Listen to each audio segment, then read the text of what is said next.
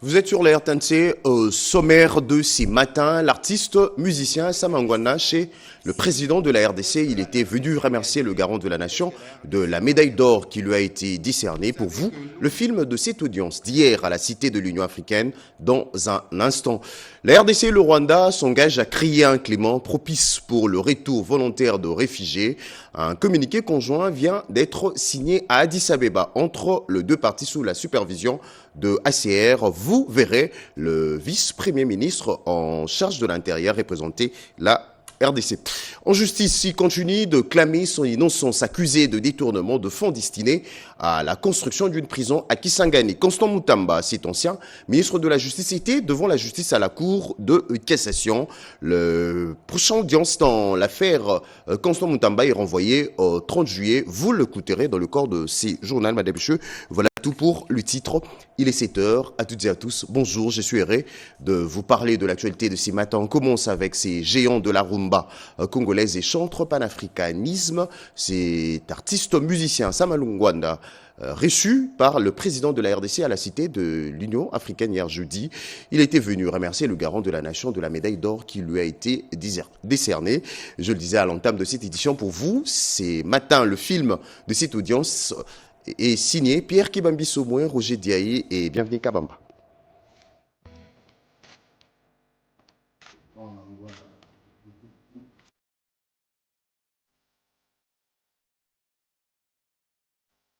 Ravivez la rumba originelle avec les chanteurs de la RDC, de Congo-Brazzaville et de l'Angola.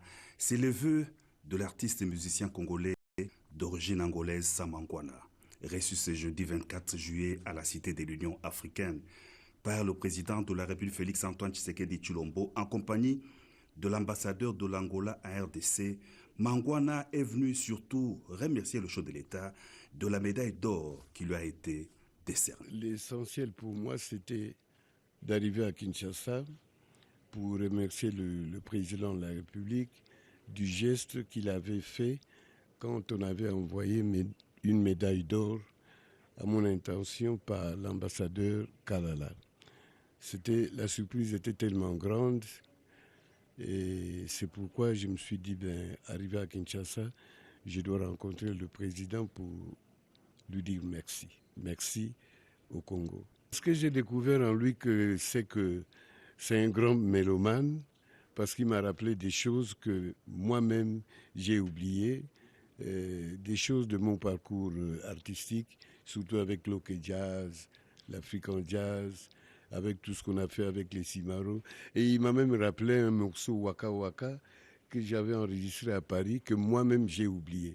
Alors je lui ai promis que je veux refaire ce morceau, rien que pour le plaisir de mélomane congolais. Ma formation que j'ai eue, mon initiation plutôt, chez Tabouley et Franco, m'a permis de traverser toute l'Afrique noire et d'essayer de planter partout où je suis passé la rumba congolaise en langue locale partout où je suis passé. Je crois que c'est mission accomplie. Maintenant, je rentre en Afrique et je dois concrétiser ma carrière là où je l'avais commencé, c'est-à-dire les Congolais d'ici et de Brazzaville, les Angolais, les Gabonais, les Camerounais vont revivre la rumba originelle qui n'existe plus parce que leurs acteurs sont un peu fatigués. Mais moi, avec 1 heure de marche par jour, je peux tenir encore 10 ans.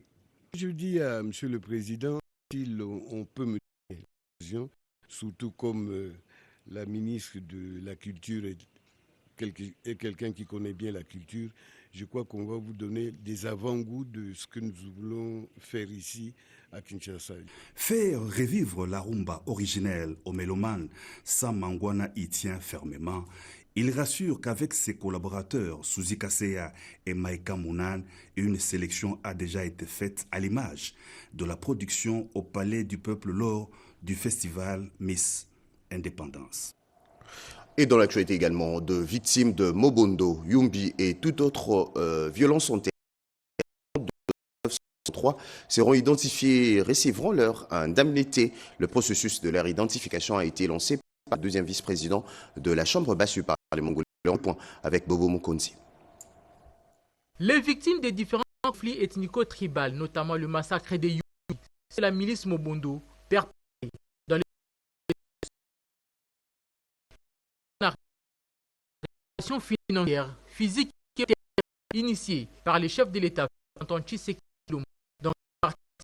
Ces ayants droit seront soumis préalablement à l'identification sous la supervision du 22 juillet dans la ville de Kenge, province du Kwango. C'est la modalité procédurale à observer pour bénéficier de ces droits. Depuis Kenge, deuxième vice-président de l'Assemblée nationale, leader politique dans l'espace Grand Bandundu, a procédé au lancement de ces activités qui va durer 2 jours. Celles les victimes de violences antérieures qui remontent de 1993 sont considérées dans cette démarche. Nous, les filles et les fils de Grand Bandundu, nous avons intérêt à défendre le Congo.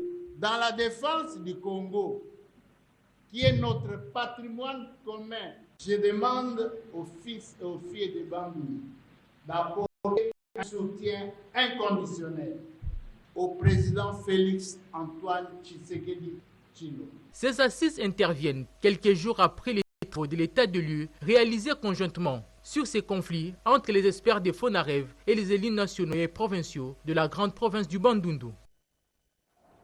Autre grand titre de ce matin, la RDC et le Rwanda s'engagent à créer un climat propice pour le retour volontaire de réfugiés. Un communiqué conjoint vient d'être signé à Addis Abeba entre les deux parties sous la supervision. La partie congolaise a été représentée par le vice-premier ministre en charge de l'Intérieur. Regardez. Ça y est, le processus est enclenché. Après la signature de la déclaration de principe, l'heure est au rapatriement des réfugiés. À Addis Abeba, Kinshasa, représenté par le vice-premier ministre, ministre de l'Intérieur et Sécurité, Maître Jekme Chabani, et Kigali, par le ministre en charge de la gestion des urgences, ont apposé la signature au bas du communiqué sous la supervision du Haut-Commissariat des Nations Unies pour les réfugiés. Le parti se sont engagés de travailler conjointement pour l'effectivité du rapatriement volontaire et sécurisé des réfugiés dans le strict des accords tripartites de 2010 et suivant les avancées diplomatiques, notamment de l'accord de paix signé à Washington. L'espoir que suscite la signature de l'accord de paix et de la déclaration des principes précités contribuera au retour de la paix et la sécurité dans cette partie de notre pays. Permettra à notre gouvernement d'accéder aux zones d'installation des réfugiés rwandais. À ce jour est de 201 443. Afin d'y mener la sensibilisation au retour et de rapatrier dans les conditions idoines les réfugiés congolais ayant trouvé refuge dans les pays limitrophes. C'est deux engagements pour une paix durable dans la lac, plus particulièrement dans l'est de la République démocratique du Congo, et le couronnement des efforts diplomatiques consentis. Antoine Tshisekedi Tshilombo. Le secrétaire général de l'Organisation maritime des États de l'Afrique de l'Ouest et centrale chez le vice-premier ministre de Transport. De quoi il s'agit? Élément de réponse dans ces récits de Iverson Kabwaba. Au centre des échanges, l'annonce de la création d'une banque régionale de développement destinée aux États membres de l'Organisation générale maritime des États de l'Est et centrale, l'OMAOC. Cette nouvelle institution facilite le lancement des projets d'infrastructure maritime à des conditions préférentielles comme l'a précisé son secrétaire général. Alors, un des principaux points que nous avons discuté, nous arriver à développer la régionale de développement. Une qui a prêt intérêt à un seul chiffre, s'équiper en infrastructure et de développer les entreprises du secteur maritime. Dans la planification sera à premier trimestre de l'année 2020.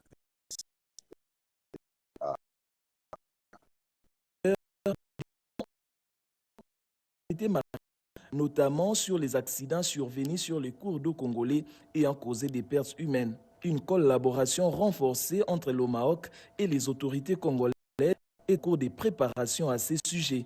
Cette séance présidé par le vice-premier ministre et ministre des Transports, Voies des Communications et des Enclavements, Jean-Pierre Bemba, marque une étape significative dans la coopération régionale pour le développement et la sécurisation du secteur maritime en Afrique et centrale. Dans le registre de la coopération à Dundo, on pouvait voir d'un côté le gouverneur du Kasaï et c'est lui de la province de Lunda Nord en train de signer un mémorandum pour la construction de 2 postes frontaliers. La RDC et l'Angola veulent accroître. C'est une rencontre pour le bien des populations de 2 côtés de la frontière entre la RDC, précisément la province de Lunda Norte, en du Kasaï en RD.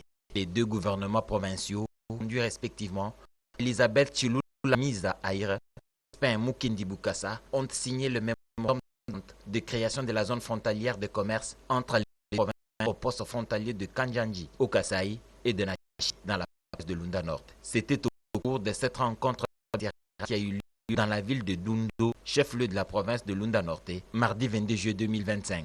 Après la présentation du projet, accompagné des fructueux échanges entre les 2 parties, il s'est dégagé que le projet facilitera l'échange des marchandises exportées et transportées des 2 côtés, tout en créant les opportunités pour les peuples de ces 2 pays. À travers ces mémorandums d'entente, les 2 gouvernements provinciaux se sont engagés à la mise en place d'une commission mixte pour traiter les questions juridiques. Chaque gouvernement devrait discuter avec son gouvernement central respectif.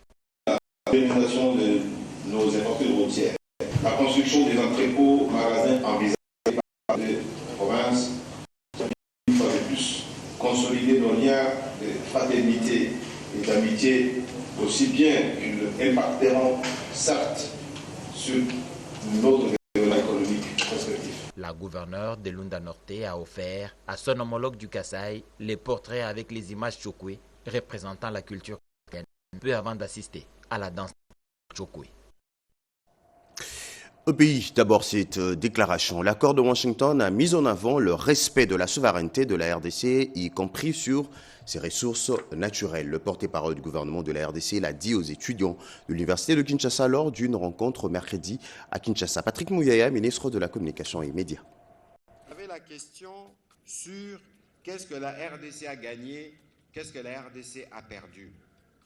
Vous savez que nous, il y a un objectif principal que nous voulons gagner, nous, c'est la paix, c'est la souveraineté sur nos ressources.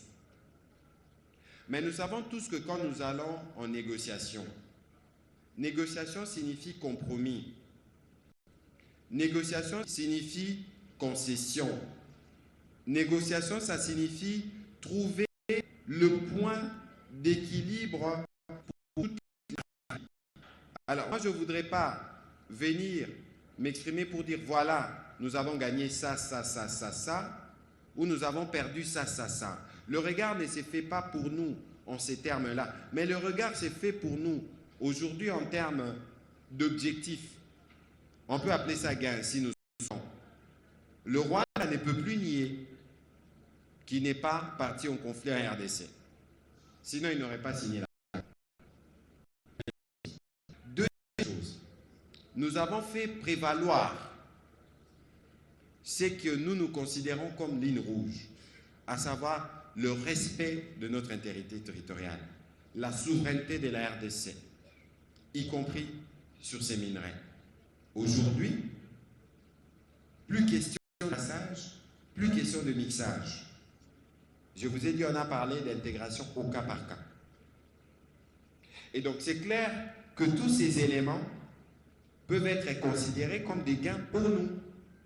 La particularité justement de cet accord, c'est qu'il y a des garants. N'oubliez pas que tout à l'heure j'ai dit que le Rwanda était sous sanction et que si cet accord ne produit pas les effets escomptés, c'est lui pour le Rwanda de respecter sa part et de contribuer au retour de la paix, les sanctions vont demeurer. Et leur économie en souffrira. N'oubliez pas ici que j'ai parlé de la raffinerie d'or, qui pour l'exercice 2025 a produit presque 1,4 milliard pour les budgets du Rwanda. Vous venez de suivre Patrick Mouya, ministre de la Communication et Médias, porte-parole du gouvernement de la RDC. Le député Clément Kankou propose un plan pour une paix durable dans l'est de la RDC, un plan à découvrir dans ses reportages signés Yvette Mankoutima. Cette conférence de presse a permis à l'honorable Clément Kankou Kassawachi Boaboa, président national du parti Mouvement pour les Renouveaux, de saluer la diplomatie agissante du président de la République Félix-Antoine Tshisekedi Tshilombo, qui a débouché sur la signature de l'accord de paix de Washington le 27 juin 2025 et la déclaration des principes de Doha au Qatar. C'est une victoire diplomatique majeure pour notre gouvernement, qui a pu, à travers une forte campagne diplomatique, faire inscrire la crise congolaise dans l'agenda du président des États-Unis d'Amérique, qui a consacré un grand moment de son agenda à la crise congolaise et qui suit ça de près. Nous disons donc chapeau bas à notre gouvernement, au chef de l'État, président de la République, ministre des Affaires étrangères et tous ceux qui ont contribué à ce que la diplomatie congolaise soit réellement, cette fois-ci, une diplomatie forte et qui fait entendre la cause congolaise. À cette occasion, l'honorable Clément Kankou a proposé un plan pour le retour de la paix définitive en République démocratique du Congo. Nous pensons qu'il est temps d'organiser cette conférence pour la paix au Congo pour permettre aux fils et filles de ce pays de contribuer utilement au retour de la paix. Permettre à tous ces enfants, à toutes ces filles et fils qui peuvent apporter une solution de venir parler. Parce que la crise congolaise, nous la connaissons et nous sommes piégés depuis l'arrivée de l'AFDEL. Moment indiqué également pour l'honorable Kankou Kassawachi Boaboa d'inviter la population à la vigilance en dépit des avancées significatives sur la diplomatie. On change carrément de registre. La RDC a conclu un protocole d'accord avec plusieurs pays via le cellule de renseignement financier pour lutter contre le blanchiment de capitaux et le financement du terrorisme. C'était lors d'une réunion plénière à Luxembourg. Guy Matundu. Toutes les cellules de renseignement financier du monde ont convergé vers le Luxembourg pour commémorer les 3 décennies d'existence du groupe Edmond qui réunit toutes les organisations internationales des cellules de renseignement financier. La République démocratique du Congo a pris part à cette rencontre au travers de la CNRF, la cellule nationale de renseignement financier. Les nations présentes ont fait le constat des pas franchis par la RDC dans sa lutte contre le blanchiment des capitaux et les financements du terrorisme. La crédibilité nationale en cette matière a franchi les frontières et plusieurs pays présents au Grand-Duché ont signé des protocoles d'accord avec la CNRF représentée par son secrétaire exécutif Adler Kisula Bitikayeye. Ces accords visent la facilitation des échanges d'informations, l'entraide judiciaire ainsi que la coordination des politiques en matière de lutte contre le blanchiment de capitaux et les financements du terrorisme. En signant le 1er juillet dernier, la loi modifiant et complétant celle sur le blanchiment de capitaux et les financements du terrorisme, le président de la République a balisé le chemin le retrait de la RDC de la liste grise du GAFI, le groupe d'action financière internationale. Le pays va intégrer le groupe Edmond dès le début de l'année prochaine et est prêt à nouer des partenariats stratégiques, comme l'a rappelé le chef de l'État lui-même lors de son discours à la nation le 30 juin dernier. Une adhésion au groupe Edmond marque le retour et la fréquentabilité de la RDC sur la scène financière internationale. En justice, l'audience dans l'affaire Constant Mutamba est renvoyée au 30 juillet 2025. Le mercredi, à la Cour de cassation, cet ancien ministre de la Justice a clamé son innocence. Il est accusé de détournement de fonds destinés à la construction d'une prison à Kisangani. Marie-Reine Nzeba. L'introduction au fond, l'audience a commencé par les exceptions du prévenu Constant Mutamba, tendant à voir la Haute Cour déclarer l'irrecevabilité de l'action du ministère public. Cependant, la Cour a déclaré ces exceptions recevables mais non fondées. Ainsi, l'instruction au fond a pu finalement commencer. Il convient de rappeler que le prévenu est poursuivi pour détournement présumé des deniers publics destinés à l'indemnisation des victimes des activités illicites de l'Ouganda en RDC. Constant Moutamba a rejeté les accusations de détournement en affirmant que les fonds sont en banque. La Cour a décidé de suspendre l'instruction de ce jour à la demande du prévenu qui dit être malade. Le ministère public a quant à lui demandé à la Cour de faire comparaître lors de la prochaine audience les responsables de la FRIVAO en vue de mieux comprendre la manière dont sont gérés les fonds provenant de l'Ouganda. Débuté à 9h45, le procès a pris fin à 19h25. La prochaine audience est renvoyée au 30 juillet prochain. Connu la voix de Jean-Pierre Ndolo Demazo et Ricky Nzouzi nous propose ces images sur le lancement de la formation des entités territoriales décentralisées de Mongafula sur la procédure nationale de passation de marché public. Au travers le mécanisme de gouvernance locale, la commune est l'un des piliers du développement à la base, d'où la nécessité pour les cadres et agents municipaux d'avoir la maîtrise des procédures de la commande publique. Une maîtrise qui doit favoriser une bonne utilisation des ressources mises à leur disposition. C'est dans cette perspective que l'ARMP, Autorité de régulation des marchés publics, par son directeur général, Maître Jean-Claude Kayembembaye, est descendu ce jour à Kimwenza pour lancer la série de formations sur les procédures nationales de passation des marchés au profit d'entités territoriales décentralisées et TD, dont la commune de Mongafula à Kinshasa constitue la phase pilote. Il faut reconnaître que les procédures de la commande publique sont complexes, techniques et en constante évolution. Elles sont régies par un cadre juridique dense, souvent méconnu et parfois mal interprété même par des spécialistes. C'est là que réside le cœur de notre préoccupation et la nation et la raison d'être de cette formation. Il est donc impérieux que les acteurs de développement à la base soient suffisamment équipés. Le bourgmestre Séverin Lumbu note sa satisfaction. Les impressions ne peuvent qu'être bonnes parce que nous l'avions souhaité, ça fait longtemps. On a commencé par les séances techniques, aujourd'hui c'est l'accomplissement.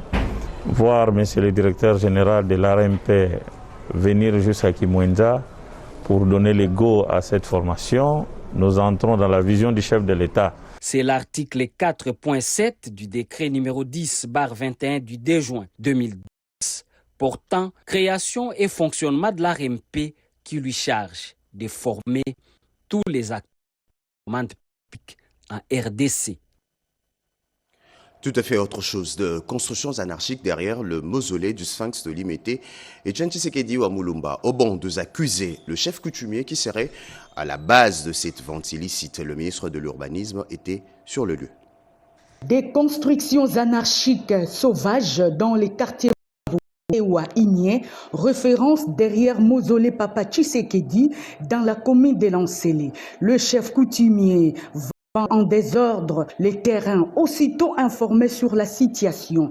Crispin Mbadou Panzou, ministre de l'Urbanisme et Habitat, est descendu personnellement sur le lieu pour s'enquérir de la situation. Les avenues qui ont été proposées ou classées par les services habilités sont entravées, ce qui fait que beaucoup de riverains ont des problèmes pour accéder à leur concession.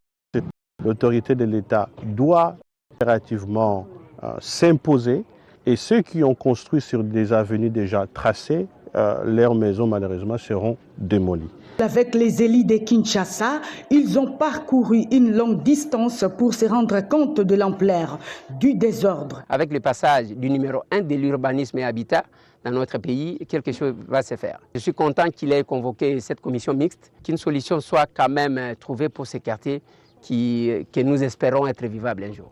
Le ministre de l'Urbanisme et Habitat, Crispin Mbadou Panzou, a convoqué une d'urgence avec le sectoriel, les bourgmestres, le chef des quartiers pour établir un plan d'aménagement pour respecter les normes urbanistiques dans ces coins de la capitale. Le vivre ensemble est important pour toute la population, a-t-il souligné, mais en respectant les normes urbanistiques nationales de la République démocratique du Congo.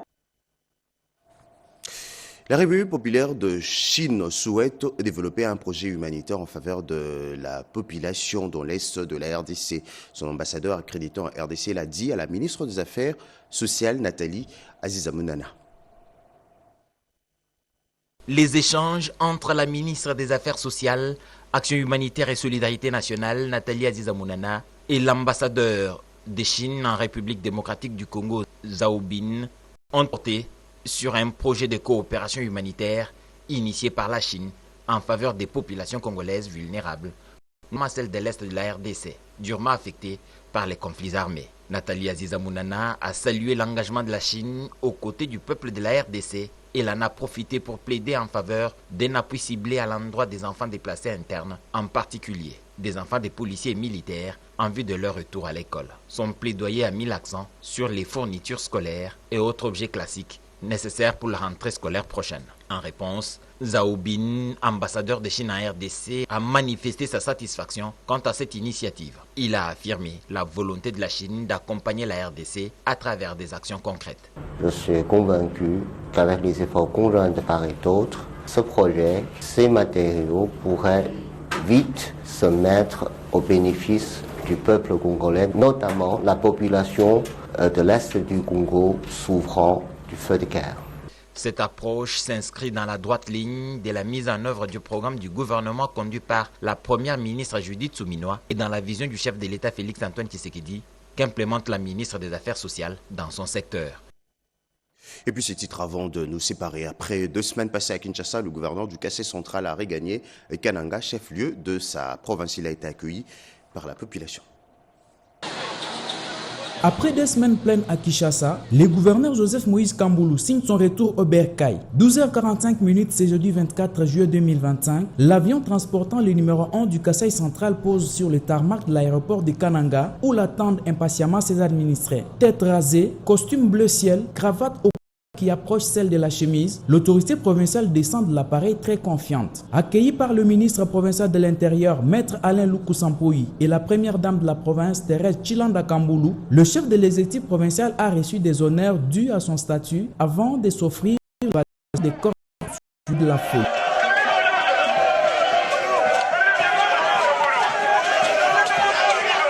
Devant la presse, Joseph Moïse Kamboulou Nkonko fait la restitution de sa mission sous le signe de l'espoir. Je suis très content, heureux de retrouver cette population toujours enthousiasmée. Ça a été une occasion pour nous d'activer encore davantage ce que nous avons toujours cherché. En fait, c'est quoi le développement de notre province? Et je pense que notre séjour à Kinshasa a beaucoup contribué à cela.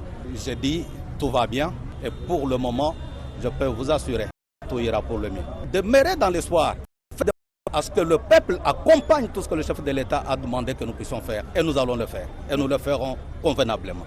Porté par son peuple au centre-ville, le gouverneur Joseph Kamboulou a été contraint de faire le pied jusqu'au administratif où il a tout de suite repris avec l'État. Madame, Monsieur, voilà tout pour ces matins. Merci de nous avoir suivis. Merci aussi à André Njeka, Mamita Mongoulou, Liévin Yoba, Jean-Gus Seka et Alain Galia pour avoir réalisé cette édition. Je retrouve demain à 7h avec le même plaisir et le même sourire pour vous informer. Ne zappez pas les annonces et communiquez dans quelques secondes. À très bientôt.